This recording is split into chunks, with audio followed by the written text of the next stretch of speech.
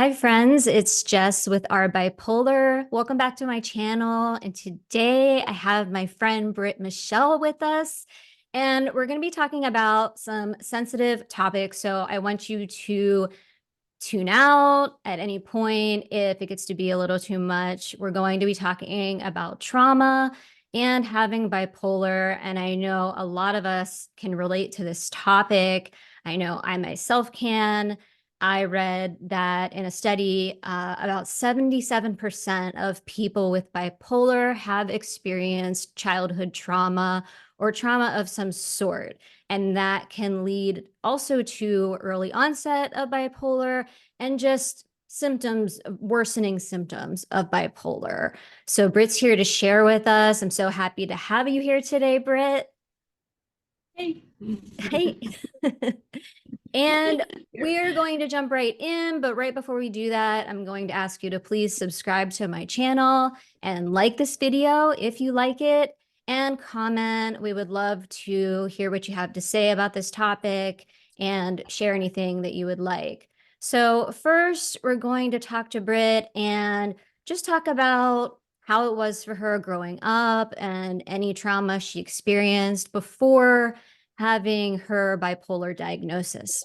The person who started the cult actually published a book in the late 70s or early 80s about how to lovingly discipline your child, and basically just outlines how to hit your kid, when to hit your kid, why to hit your kid, where to hit your kid, who can hit your kid.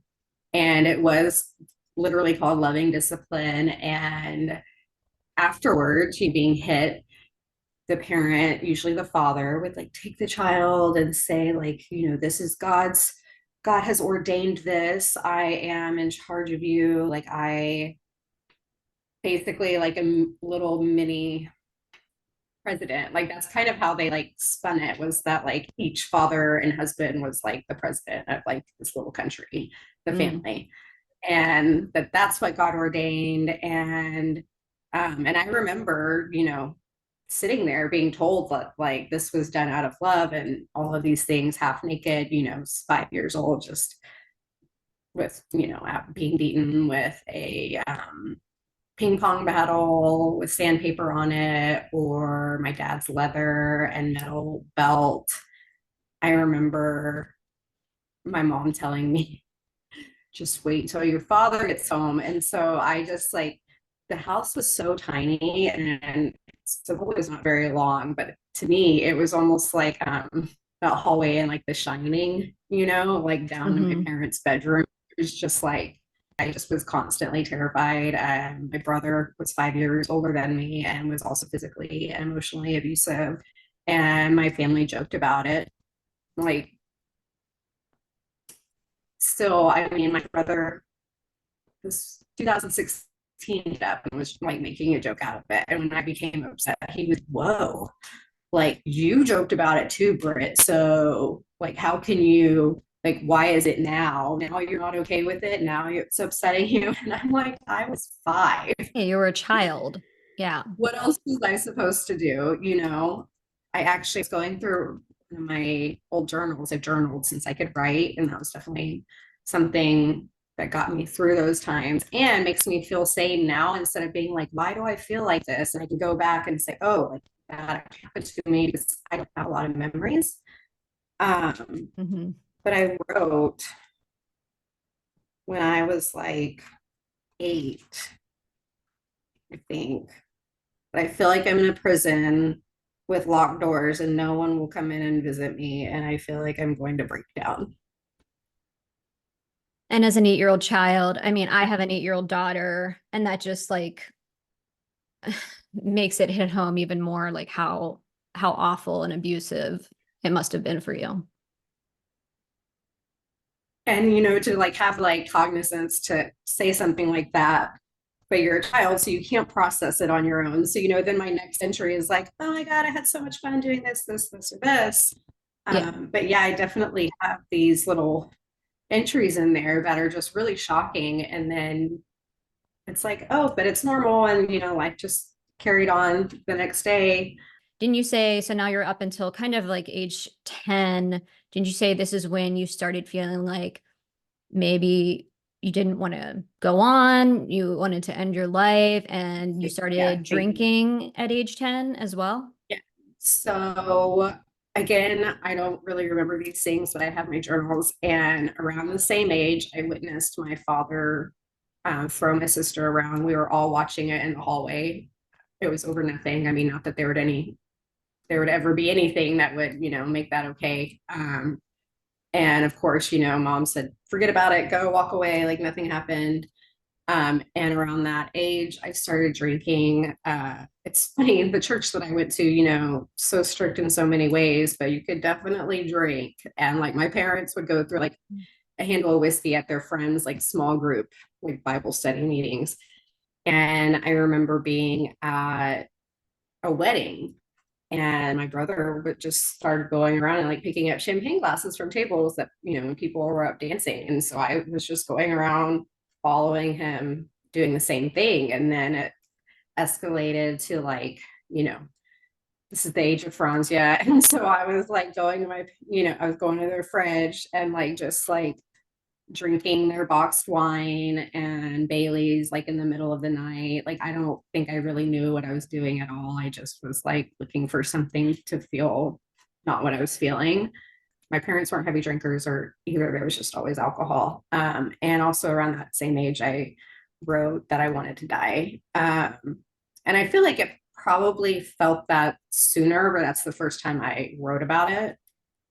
Yeah, I mean, I really like that journal entry, like that I was just like in a cage, completely. At best, I was ignored and like, didn't really exist. And at worst, I was like beaten and ridiculed and made fun of. Moving in to my teenage years, I started going to another church. It was Southern Baptist, and I became very, very involved. And I thought that I was going to be a missionary. I thought that I was like dating Jesus, and it was very, very important to me. And I, I think early senior year, I started like going to football games and listening to Britney Spears, and I was still very much active in my church and my, being a Christian. And my parents were telling me pretty much every day that I was going to hell, that I was an idiot, that I was a fool. Only fools think like this. Even when I wanted to be a missionary, they got mad at me because they said I was too smart for that. But then they were also telling me that I was going to hell, and my cheeks were stained with my tears, with mascara, makeup, and finally, when in the middle of the night, I was just sitting there in my bed, and I was like, I can't keep doing this. So I called a friend that I had gone to school with since kindergarten. I was like, I come live with you. And I packed a few trash bags and I moved out. Right And before so how old were you when you moved out? 17 or 18. It was like February, yeah, January, February of my senior year. And just to like put some context in this, I mean, my dad was taking my brother to go see like Smashing Pumpkins, right? And then I'm listening to Britney Spears, and they're basically like telling me that I'm a whore and I'm going to hell. Um, Yeah, very mixed messages and there. it was Wow. confusing because I was like, no matter what I did, I was like, I don't understand. It's just very, very confusing to be like, I'm doing all of the things that my sister's doing, and you love her, and she's everything, and I'm going to hell. And just general disdain really for me. And moving out was probably the best thing I've ever done for myself. I did at that time, however, I started dating a person that I met at my job. I was a hostess at Tony Roma's Hmm. rib joint. I don't think they're around anymore. I've heard of it. Yeah, I remember it. You've heard? Yeah. Yeah.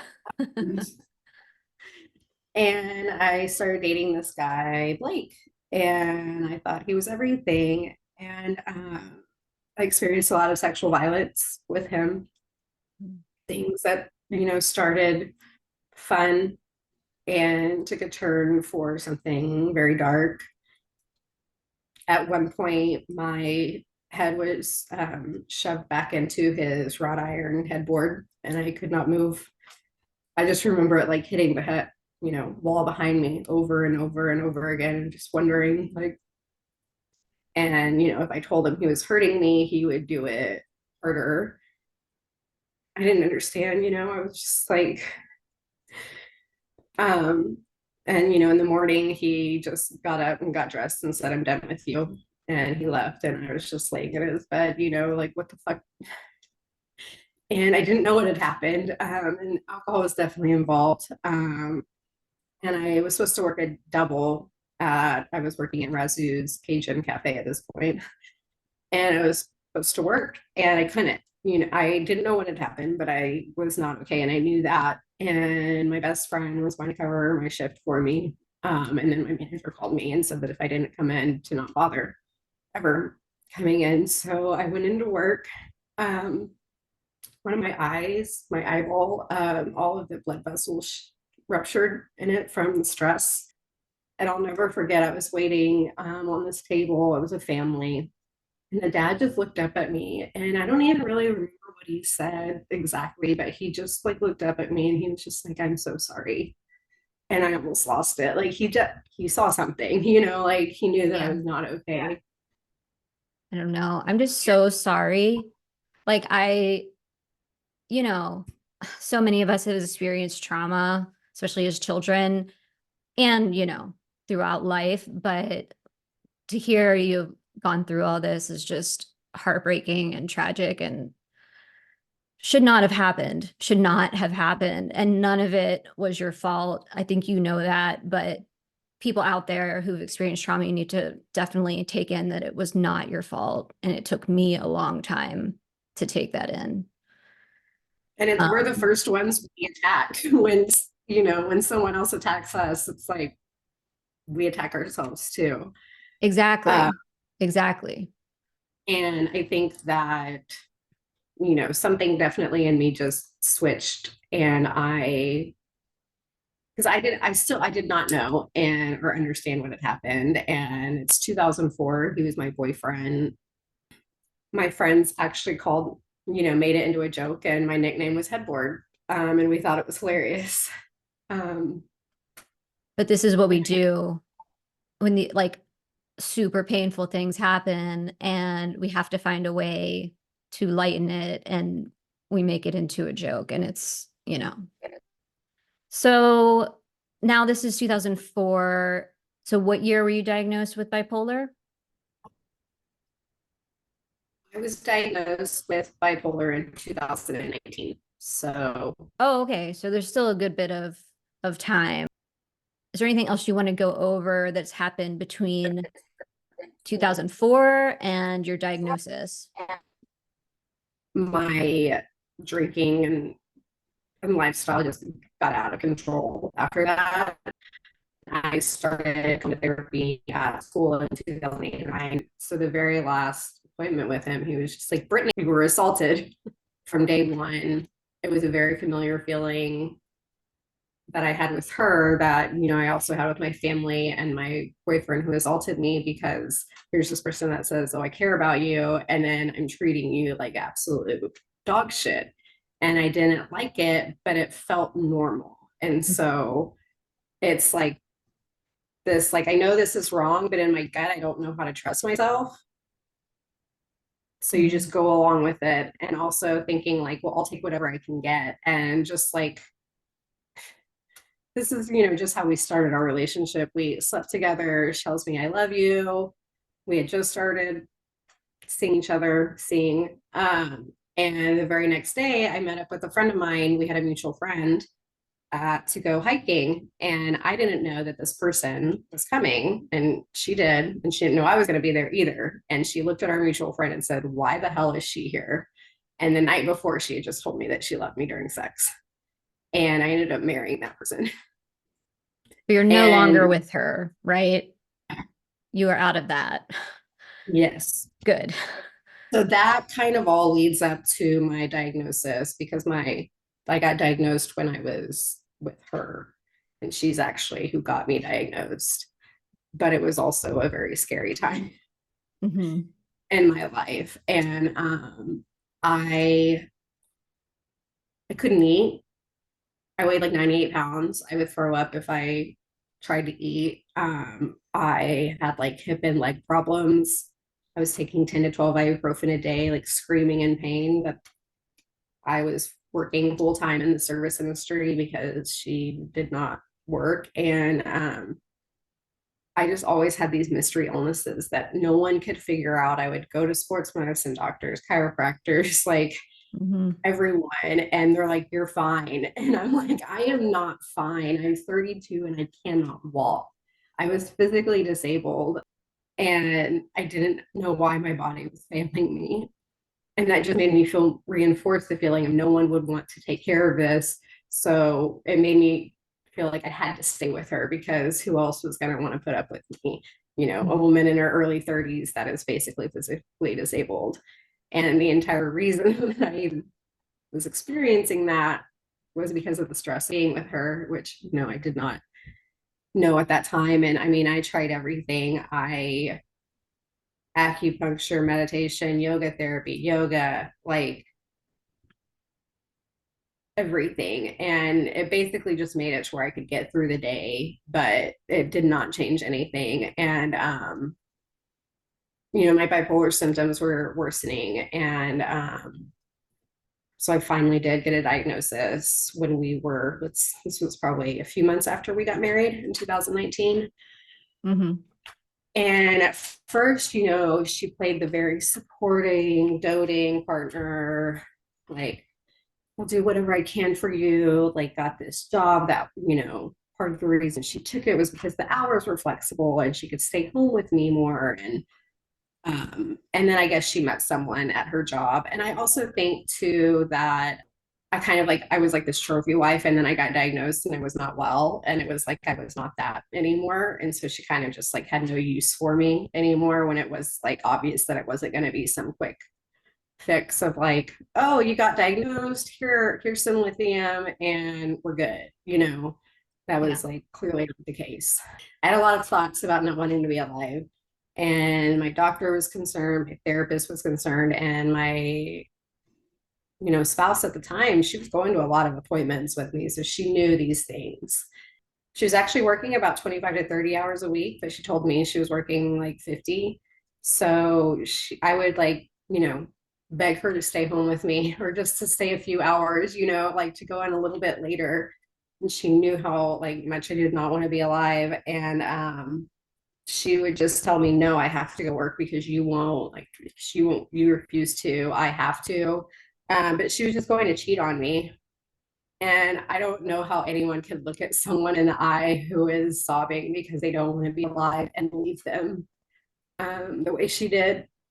It's just Yeah, awful. it was Should like there's so many there are so many good people out there, but there's so many awful funny. people as well. So, how long until that relationship ended? I was diagnosed March, late March of 2019. And by August, she says, I need a few days. Just need to take a few days. It's like out of nowhere, you know, I need to take a few days. And Mhm. I'm confused. She's like, no, you know, I don't, I'm not leaving you. And then that turned into, I think, maybe a trial separation. So, like 2 days after it's not a separation, she says, yes, we need a separation, but we're still not getting a divorce. And in like 3 days, like, it was in the span of 10 days, I went from like, I just need a day to myself to we're getting divorced. And I am just like shell shocked, you know, like no clue. I'm literally fighting for my life with bipolar, and now you're telling me that you're leaving me, but you're not. And I asked her, what's going on? And she told me, you're too depressed, you don't go out enough, and I'm not having it in my life. Well, honestly, she Um, did you a favor. I mean, not she did me the not best doing favor. it in that way, but her leaving you was the best thing she could have ever Well, done for you overall. I would not have left. Yeah, exactly. I would never have left her. I thought I was so brainwashed and turned upside down that I would never have left. And even then, I thought, this is my fault. When I found out that she had been cheating on me, I Mm. and kicked me out, I wrote in my journal that I deserved both of those things. So I would never have left. Yeah. And I'm really, really, really grateful that she did that because I ended up moving in a friend who I worked years and years and years ago, crazy partying downtown in Austin. And we hadn't seen each other but like once in 7 years, but we had always been close. And I called her up and I told her what was going on. And she asked me if I needed somewhere to live. And I was like, look, I don't have a car. I don't have anything. I don't have a job. I don't have my own bank account right now. And she said, that's not what I asked you. And I lived with her and her amazing family for like 5 or 6 months and got back on my feet, and they totally rehabbed me. And there I actually was able to start nannying instead of bartending. Hmm. Because when I lived with them, I didn't pay them anything. So I just helped out with the kids or around the house. And then they had this huge community of friends that also have kids all the same age. So I just kind of started taking care of everyone. And it ended up being like one of the most healing things that has ever happened because, working that closely with family and children. And just you had the reaction of my journal entry because you have your own child that age. And it was kind of like the same for me. So I was like seeing what happened to me through like imagining that happening, to this like Yes. child that I care of. That happened to me. It's hard to talk about, but like as my daughter was growing up, when she was at the ages that I experienced some pretty serious trauma, some sexual assault, like imagining like how could anyone ever do something like this? How It's it's it's so sick, it's so it's twisted and such sickening a is what I was gonna say. yeah. So you, I'm sure it was like the exact same kind of experience for It was you. hard. I cried every day at work for 2 years, probably, because I could not imagine wanting to like anyone ever. Like I just couldn't imagine. I'm like, how could anyone like take this tiny 30-pound No, individual it's and unfathomable. It's so it's so inherently wrong in such like a deep way. And yeah. But but it it probably really was healing for you because it was healing for me, even though it was very hard to witness and to go through. It was very healing.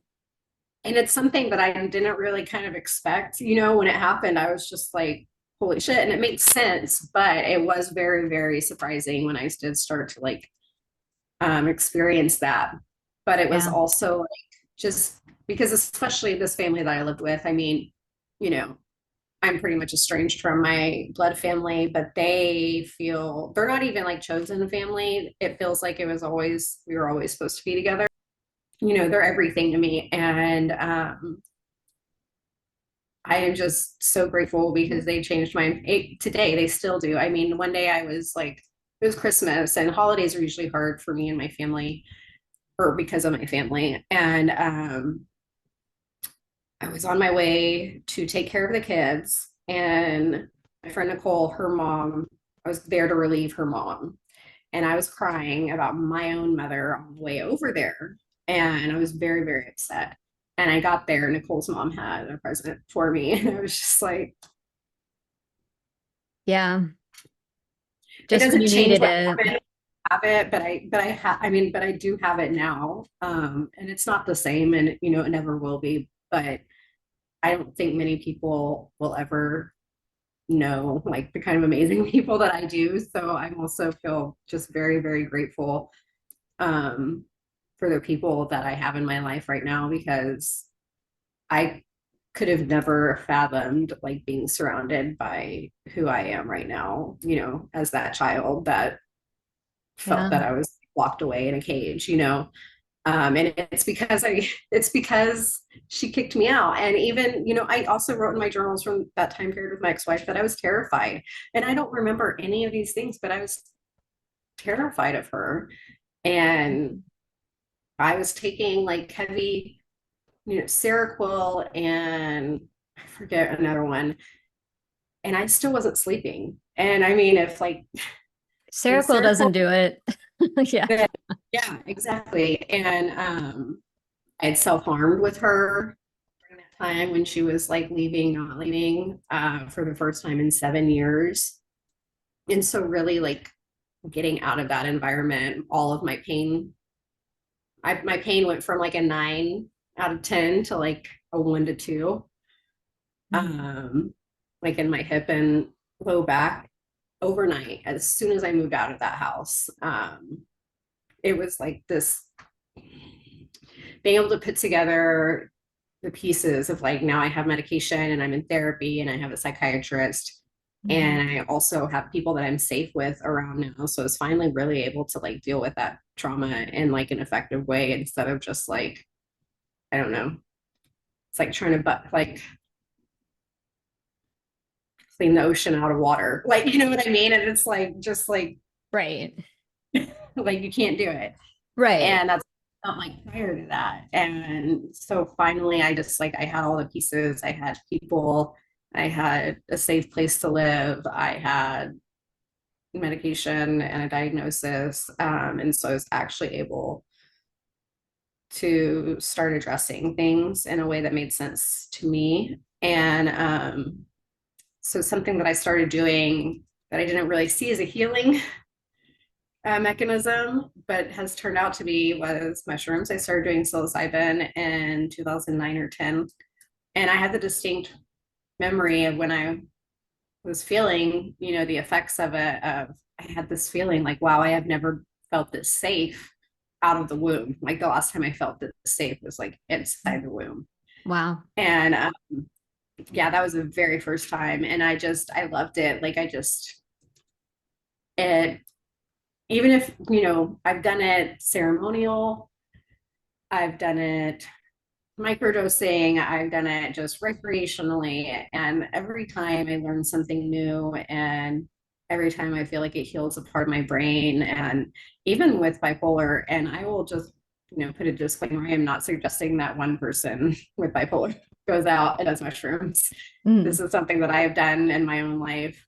It's very tricky. I think that things are coming down, but we need more research. So I just want to give that like blanket statement of like, I am not telling people with bipolar to go do mushrooms. Like, this is Right. just something that the only even reason I'm comfortable doing them now is because I did them prior and I know that I've never had some weird hallucinogenic experience. That's what I would be worried about. So does your psychiatrist know that you've tried Yeah, them? he Okay. thinks it's great.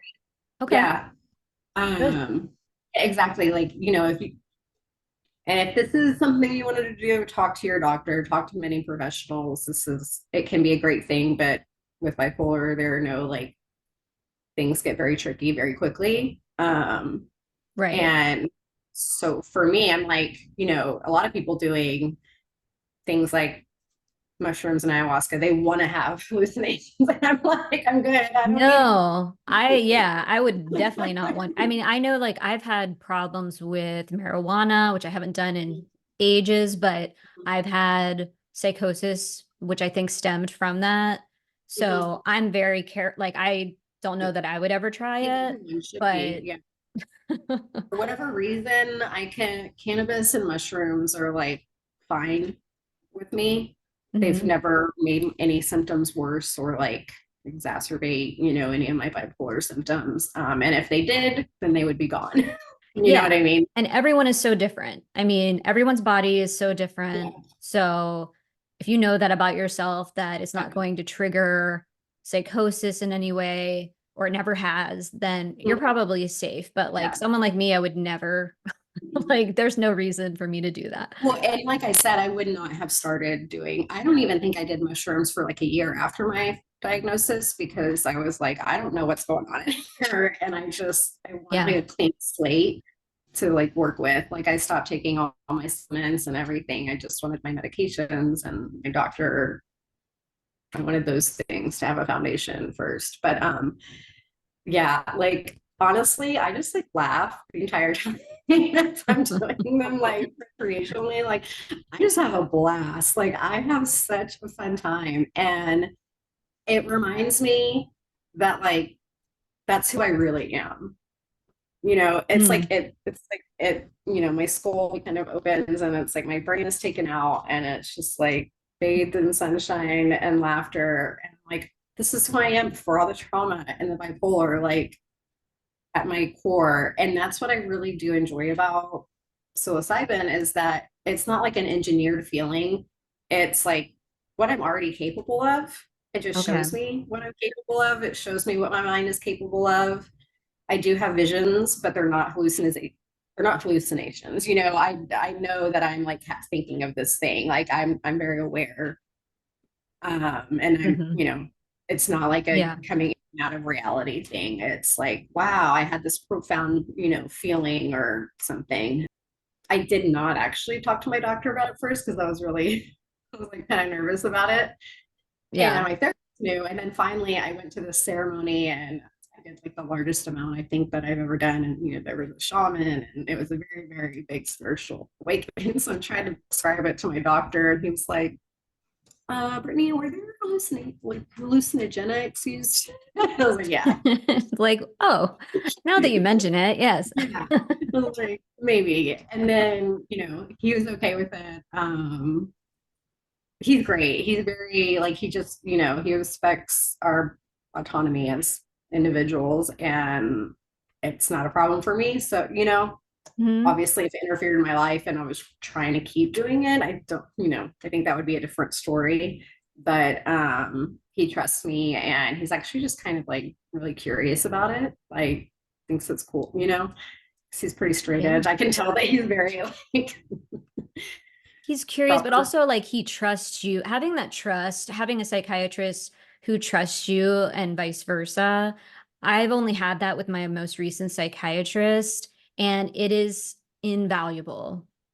And that goes for a lot of It's things. Like I had psychiatrists before him who told me I absolutely could not drink. I couldn't have any alcohol on lithium. And at the time, it was heartbreaking because I was, in my 20s. I wanted to be able to go out with my friends and I didn't want to a normal feel, person. yeah, like I wanted to feel normal and I didn't want to feel left out. And my doctor was like, no, absolutely not. And then I got this doctor and he's like, you're fine. You're having like a drink or two, once in a while. It wasn't a big deal. Now I actually don't drink because it wasn't affecting bipolar necessarily, but it was just affecting how I was feeling. It would affect my sleep. Off. Yeah. Yeah, and I just didn't feel good after I had a drink. The That's next day I didn't feel good. So I've stopped. It's been almost 2 years, but I'm not saying I'll never drink again. I mean, I don't know, you know. But yeah. yeah, I think having that trust is so great. Oh, go ahead. Sorry. No, I was just saying, and it's your choice if you do choose, to do that in the future. Like Yeah. You're talking about like so many different great coping mechanisms, obviously medication, therapy, um, yoga. yoga, like yeah, talk about the other things that you do Yoga that are is managing. yoga is the probably the biggest thing, and we spoke a little bit about this the other day. And so when people hear, especially people with bipolar, hear just do yoga, it's like I want to punch you in your fucking face, right? Like, and the thing is that if you're looking at it through the lens of just this physical practice, then like, yeah, like you're telling me that like doing some shapes in a room with people that are half naked is gonna like, somehow cure me, is gonna take this away or change me. I don't know. Maybe that will, maybe it won't. But the studio that I've been attending 10 years, I've done a teacher training there. I've done other workshops and trainings. I've had the same teachers for that long who are yoga therapists, and they actually teach the philosophy behind the physical practice. And those are really the things that I have taken with me that I learn on the mat that I'm able to take with me into my real life. And like a quick example is okay, so downward facing dog in Sanskrit is called Adho Mukha Shavasana. So asana is the suffix to every single pose. It is at the end of every single pose, like in Sanskrit. And what it means is meditative seat. And so, like, if you're doing all these big poses and you're just like not breathing, like basically looking like you're taking a shit, like you're not doing yoga. Like, you're not finding the meditative seat in that. So, like, you need to bring it back. So, if you can't do a pose without finding a meditative seat, then we need to like change it. We need to like just take it back a notch, so that it can be sustainable. So you're not breaking your, wrist or throwing your shoulder or back out just so that you can do this pose because on Instagram it looks cool, like that's fine. That's yoga. That's not my yoga. I want to be able to take that meditative seat into life. So like no matter what I'm doing, like can I just find some like respite in there? Can I just like take a breath and breathe? And if I'm not being able to do those things, then something has to change and it's not sustainable and I'm going to crash. That I feel like I think about that almost every day probably. And another one that I just, we were doing in class today was Sukha and Stura. Sukha means sweetness, Stura means like discipline, the grit.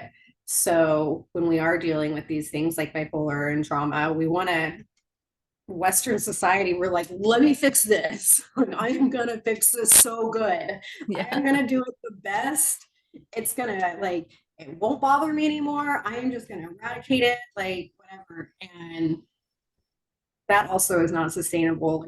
So being able to find the sweetness in that action, if it is all just grit and like white knuckling, like that's also not sustainable. That's also not going to get you anywhere. Being able to find like moments of softness and like making room for all of these experiences. I don't want these experiences to go away. I want to be able to live with them.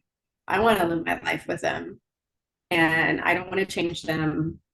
I just want to have a full life. And that's part of me. So I don't want to like fix that part of me. I just want to make room for it. If that makes sense. Like one of my teachers, I'll never forget, we're doing some restorative like pose, on the floor. And she said, envision a circle around yourself, your body right now. And she said, now make it bigger.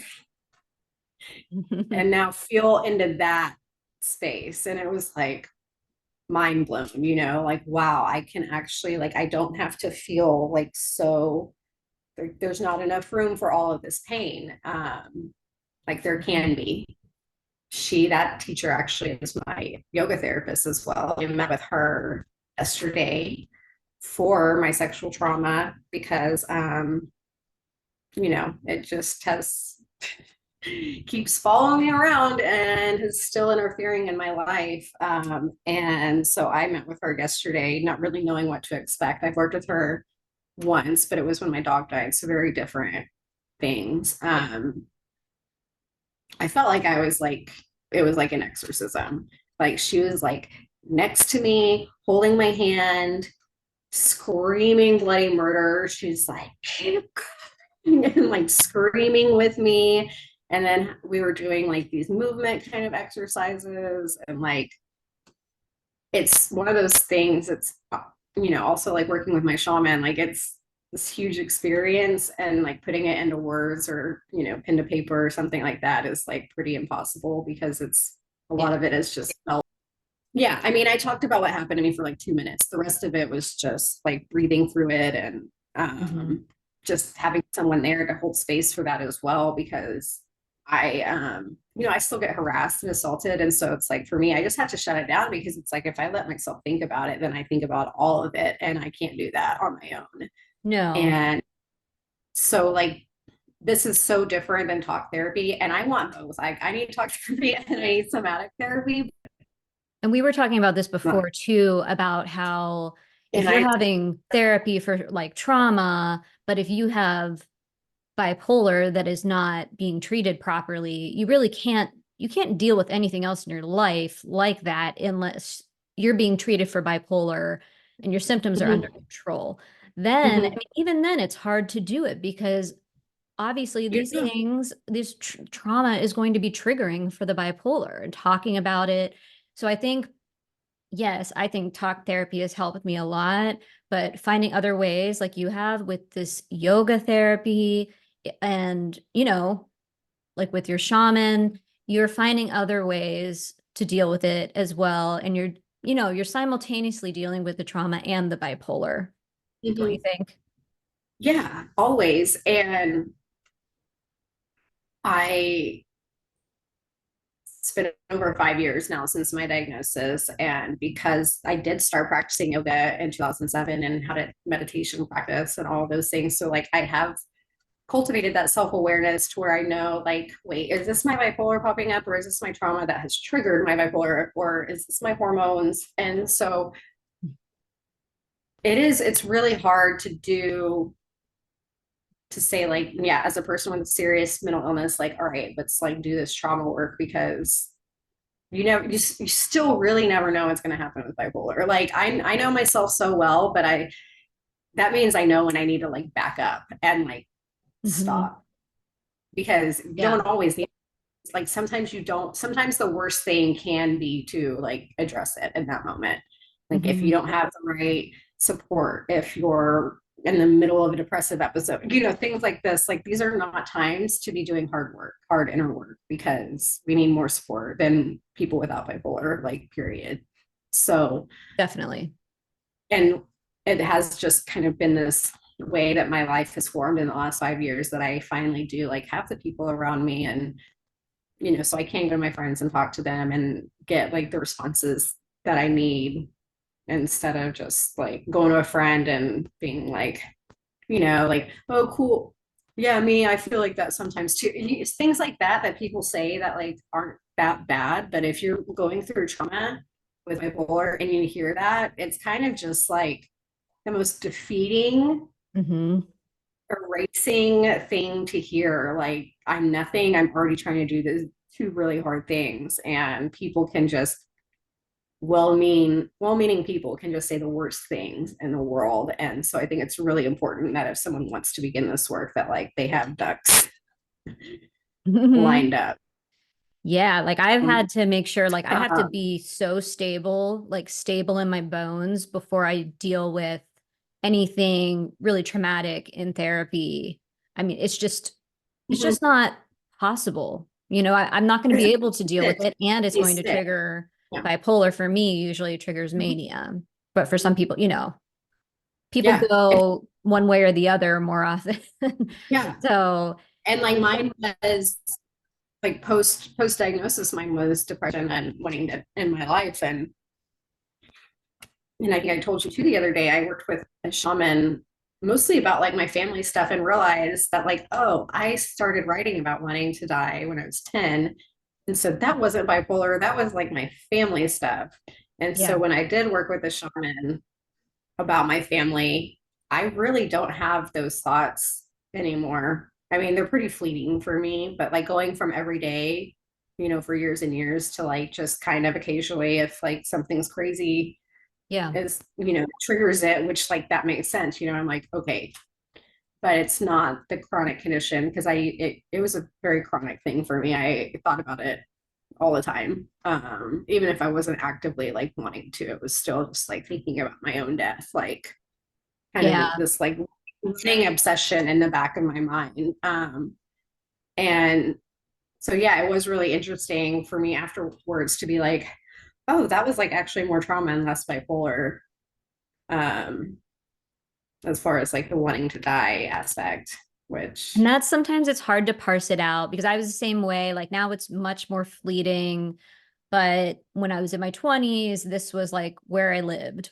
I lived in mhm, the land of not wanting to be here. mhm, And sometimes I would kind of put a plan in place, but most of the time I didn't. I just lived like that. mhm, So, but yeah, it was very hard. It can be very hard to figure out, like, am I just depressed and this is a mhm, bipolar symptom, or is this situational? Is there something mhm, in my life going on that is spurring me to feel this way? But I think I love what you were talking about and talking about, like, you can't fix the trauma, and you can't. I mean, it happened. You can't erase what happened, but you can make space for it. You can make room for it. You can figure out a way to live with it and to have that be kind of like your journey and also like you found ways to kind of not overcome it. I don't know that that's the right term, but more like you have found ways to improve your life. And despite the fact that you went through that. And something else that came out of my, the solution of my marriage and being cheated on, that's really cool, is that a year after, so, her kicking me out and all that stuff happened like August of 2019. So August of 2020, one day, I just started writing. I didn't really set out to, but I wrote this post on social media, and it was just about what I had gone through, what I had experienced with her. I didn't even put her name in it. It was not inflammatory. I wasn't like Mm. insulting her. It was just me, what happened to me. And I don't have a big following on social media. I'm not like a cool person. So like I just posted it, but the response I got was really mind blowing. And I had people messaging me that told me that they got out of abusive relationships after reading what I wrote and Wow. realizing that they were also women. I had two or three people do that, that I had helped heal their wounds. And I was just like, whoa, I had to know that's not what I was setting out to do at all. And realizing though that like my my history and my words like can have power in a really good way. And it made me feel very, very powerful. And just grateful to be able to like make a difference in someone else's life. That I mean, my best friend from when I was 10, 11 years old, we kind of fell out. Not really, we didn't fall out, but she lives across the country and we have different lives. And she messaged me, and I knew her husband, and she divorced him because of what I wrote. Wow. Um, That's amazing. yeah. And so I never, that wasn't my, my plan. I was like, I'm going to be this person, but But you did just sharing exactly what you went through. Yeah. I mean, that's what I always talk about, like sharing our stories. Like everyone has a different story, but sharing them, it does help people and people can connect with it. People might, vastly improve their life because of it. yeah. It's And then amazing. my ex-wife saw it, and that was amazing. She took a picture and said that it was for legal purposes. Oh, Like she had a friend pull up like my Facebook and like took a wow. screenshot on phone and then was like, for legal purposes. Like, I don't know if you understand. Um, so that's like when I really felt that I was like able to like reclaim my power and actually feel powerful, because when you go through something or things like that, it changes you, and for the better and for the worse. And I really feel like the thought of someone fucking with me right now like makes me laugh. I'm just like, really, just like try me. Yeah. Like, because my ex-wife, she literally, I mean, she did a smear campaign against me. She told everyone that I was psycho and that she had to have me hospitalized. Like, I wasn't, but even if I had been hospitalized, that's not an insult. Right. And so she really did. I think she thought she was going to run me out of town because I was isolated when I was with her and didn't have a lot of people, and I was going to have to move back in with my parents, which probably would have killed me, honestly, since they were the biggest source of my not wanting to live thoughts. And she did her best, and that's when I was like, wow, I really am fucking powerful, because I'm like, this person did everything that they could possibly do to ruin me while I was getting diagnosed with bipolar and endometriosis and PMDD at the same time. And instead, it just made me like come alive, really. Like that relationship ending was probably one of the best things that has ever happened to me. And I know that it just like pissed her off. And I mean, even to the point where people that grew up with her are now my close friends, and they don't talk to her because people read this post and they were like, texting me immediately, like, I believe you, like, I'm Yeah. here for you. And we're very close now. And they don't speak anymore because of that. And so it just sharing my story had so many effects that I never even like could have imagined. Yeah, and sharing your story right now, you have no idea. So many people are going to see this and not feel alone, possibly get out of abusive situations, improve their lives. I mean, so many people can relate, not just the bipolar community, of course. Like, so many people are going to see this and just have their life improve because of it. And I'm just so happy you are where you are now. So is there anything else you want to say before we leave here? Yeah, for me right now, the life that I have, when I think about it, I cry every day, and it's not hard for me to cry, but I cry every day because I'm so grateful. I never thought that I would have the life that I do, and I've had to fight very, very hard for it. And I live in Austin, which is a very, very expensive place to live. I live by myself. I have my own apartment with my dog. I just bought a car. I have an amazing job. I just got my certification to be a postpartum doula. I have amazing friends. I paint, I do things that you know, 6 years ago would have never even been like on my radar. And I just I think people should know that there's always another side. Like this is not it. This is not final. There's always another side of things. And I'm coming from a family who doesn't have pictures of me in their home. Uh, Parents that don't care if I die, if I kill myself, or if I don't. Um, and I never thought that I would have a life that I was proud of and not ashamed of. Um, and so I just want people to know that, yeah, nothing's final. Mhm. Love Nothing. that. I love that. And there were so many times in my life I needed to hear that and see someone who's living proof of that. So I just thank you so much for being here, Britt, and sharing your story. I know it can be difficult to talk about things like this. I mean, it's the same for me, but I really appreciate it. And, tell everyone where they can find you. So I am mostly on Instagram. My handle is it's Brittany Witch with an underscore and BRITTANY. And if anyone has any questions about things that I do, like that I mentioned, like the yoga therapy and stuff, please reach out.